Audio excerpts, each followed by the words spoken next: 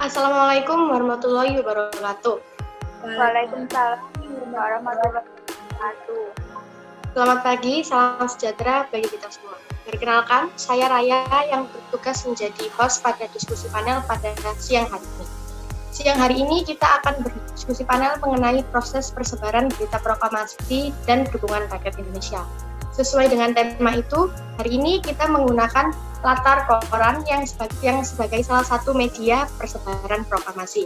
Dan kita juga menggunakan kebaya yang melambangkan identitas bangsa Indonesia. Proklamasi Kemerdekaan Republik Indonesia dikumandangkan pada 17 Agustus 1945 di Jalan Pegangsaan Timur nomor 56. Berita ini disambut dengan hangat oleh para rakyat Indonesia.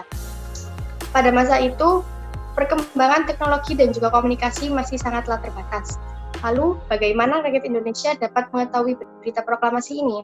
Hari ini, kita akan membahas masalah ini dengan tuntas bersama narasumber kita. Kita telah kedatangan 4 narasumber. Ada Farah, Amel, Audi, dan juga Kania. Mari kita mulai diskusi ini. Farah, silakan mulai.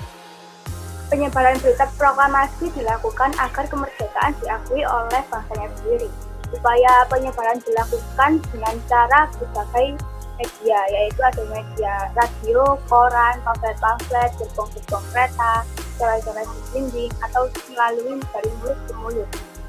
Selain itu, beberapa tokoh juga diberi tugas untuk menyebarkan berita ini di berbagai daerah. Itu ide dari Muhammad Hatta dan diusulkan ke BN Diah. BN Diah merupakan wartawan yang ikut serta dalam pembuatan naskah teks proklamasi di Rumah Laksamana Maeda. Muhammad Hatta juga mengusulkan berita ini agar disebarluaskan ke berbagai negara. Terima kasih. Oke, Amel, silakan dilanjutkan.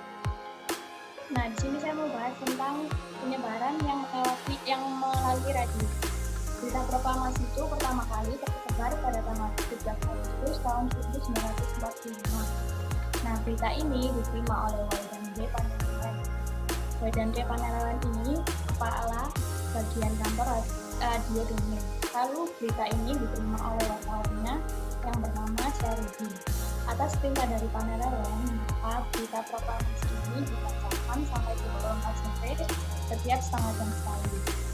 Nah, karena dibacakannya berita proklamasi ini memicu kemarahan Jepang. Pada tanggal 20 Agustus 1945, Jepang menyegel pemancar radio dan melarang para pegawai untuk masuk. Namun, para pemuda tidak kehilangan akal. Mereka membuat pemancar radio baru yang sebenarnya diambil dari kantor berita dunia. Lalu, alat pemancar ini dipasang di saluran menteng 31 dengan kode panggilan DJKI. Sebagian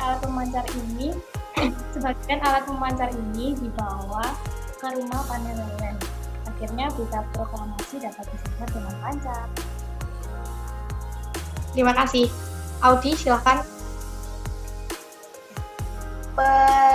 Persebaran berita proklamasi ini juga sempat disebarkan melalui siaran radio Hosokanri Kyoku yang sekarang dikenal dengan Radio Republik Indonesia atau RI. Ada beberapa tokoh yang berperan dalam persebaran berita proklamasi ini, yaitu ada M. Pronodipto, Bahtiar Lubis, dan Suprapto. Penyebaran berita proklamasi ini tidak hanya disiarkan melalui siaran radio, namun ini disebarkan melalui surat kabar. Contohnya di Bandung.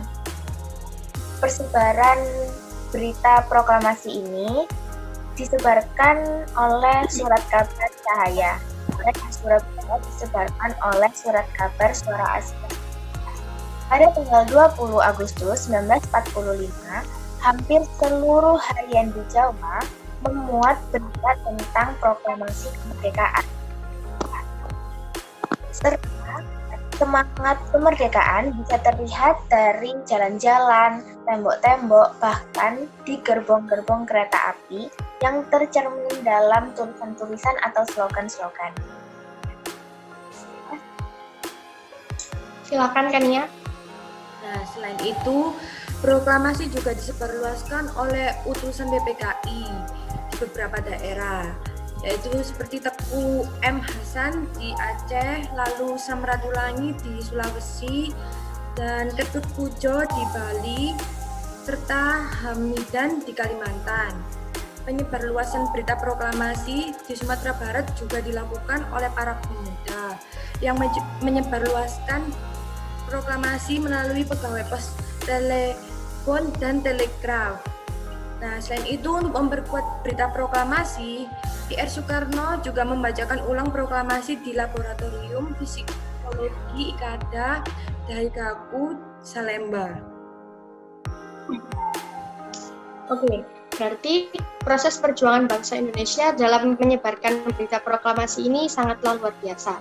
Dan dengan adanya dukungan dari rakyat Indonesia, serta beberapa keterbatasan pada masa itu, Indonesia tetap pantang menyerah dalam menyebarkan berita proklamasi ini. Baik teman-teman semua, sesi diskusi kita pada siang hari ini telah berjalan dengan baik. Kita sudah mendapatkan informasi dari 4 narasumber kita. Semoga informasi yang telah diberikan narasumber kita ini dapat menambah wawasan serta pengetahuan bagi kita semua. Terima kasih. Wassalamualaikum warahmatullahi wabarakatuh. Waalaikumsalam warahmatullahi wabarakatuh.